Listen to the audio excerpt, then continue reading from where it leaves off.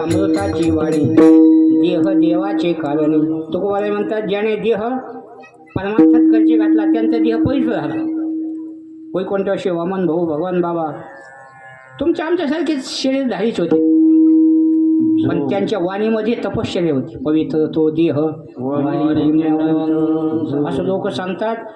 भाऊने एखाद्याला आशीर्वाद दिला का त्याचं कल्याण, एखाद्याला काही शाप दिला का त्याचा तुकडा साप. वाणीमध्ये ताकद लागते. आता आमच्यासारख्या बाबा म्हणा द्या शाप, आमचा शापच लागायचा नाही. पावलं पावलाला खोटं बोलायचं आणि काही शाप लागेल. लोक म्हणतात बाबा आशीर्वाद द्या. आम्ही लग्नात आशीर्वाद द्याला का वारा आलं का फाटला मांडव, नाही तर वाराड्याचा टेम्पोच पलटी झाला, घरी नीटनेटके जात नाही, नाही तर 12 महिन्यातच त्यांची फारकती.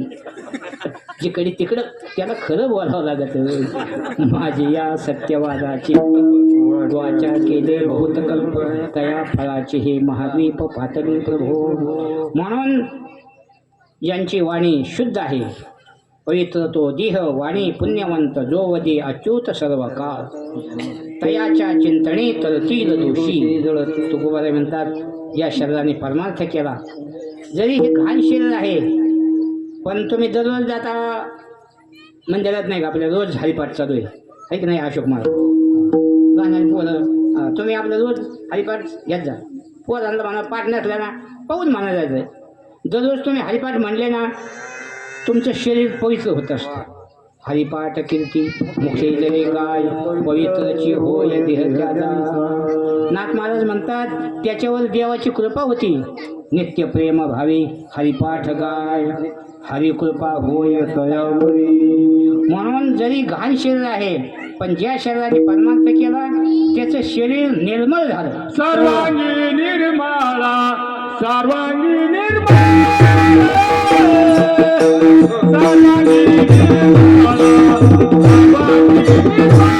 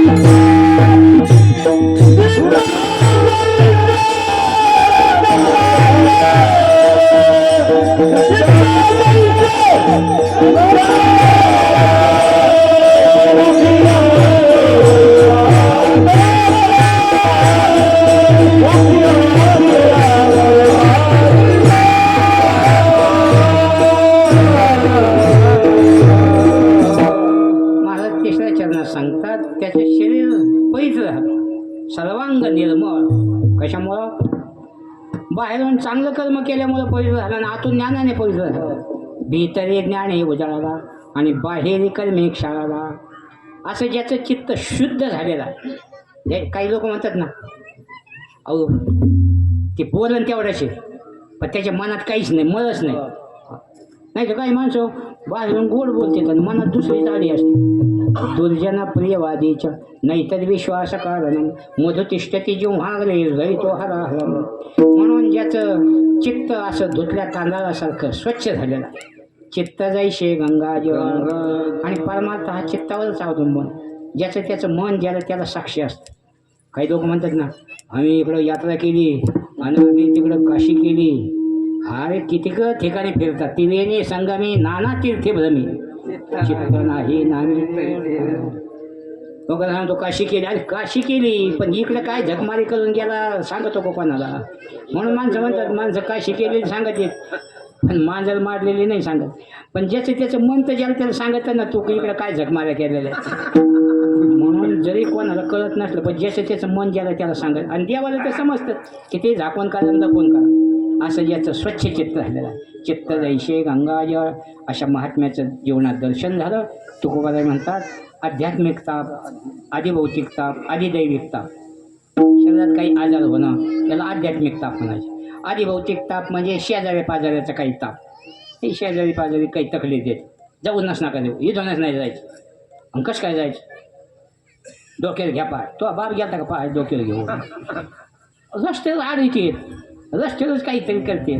नाही का रस्ता येणारे जाणारे माणसाकडे काही चांगलं झाडं लावले का शेजारी आले का त्यांच्या शेळ्या हांदा शेंडा. शेळ्याला नाही तेवढं औषध नेमका शेंडा.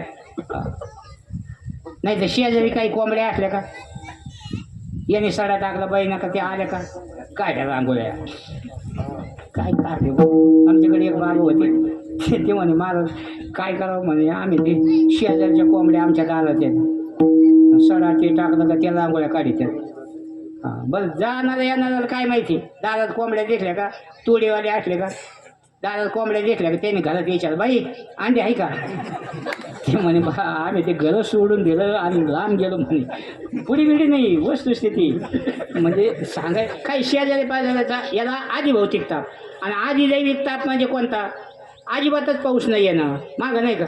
आम्ही गेलो कुठं ते म्हणे पाऊस Thuy Thuy Thuy Thuy Thuy. आता जे रस्ता सुरू झाला जिकडं तिकडं पाणीच पाणी. काय देवाच्या मनात आलं काय. आता काही गडी लई फुगेल आपल्याला काय गरज नाही लई पैसे येतात आपण नाही जमानीत कोणाला. आपल्या मनात आलं का लाट मारीन त्याला पाणी काढीन. मागं पाणीच नव्हतं टँकर चालू होते.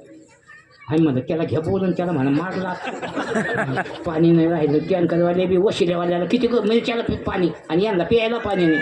वशिला असलं काय ज्याचं वशिला त्याचं कुठलं काशेला ज्याचं नाही वशिला ते गेले फाशीला. सर त्याच्या आपल्या हातात आहे त्याच्या मनात आलं कसं जिकडे तिकडे पाणीच पाणी. जास्ती पाऊस येणं किंवा अजिबातच पाऊस नाही येणं हे काय आपल्या हातात आहे का. दैवी अतिवृष्टी का अनावृष्टी राजकीय लुटीले झाले कष्टी तेने पोळे संकटी आधी दैविक बोलेला तो ताप. म्हणून तीनही ताप निघून जातात. त्रिविध तापाची झाली बोलवण आणि त्यांचं दर्शन झाल्यानंतर आपल्या जीवनात विश्रांती. तो गमने जाते गमने जाते तो गमने जाते तो गमने जाते तो गमने जाते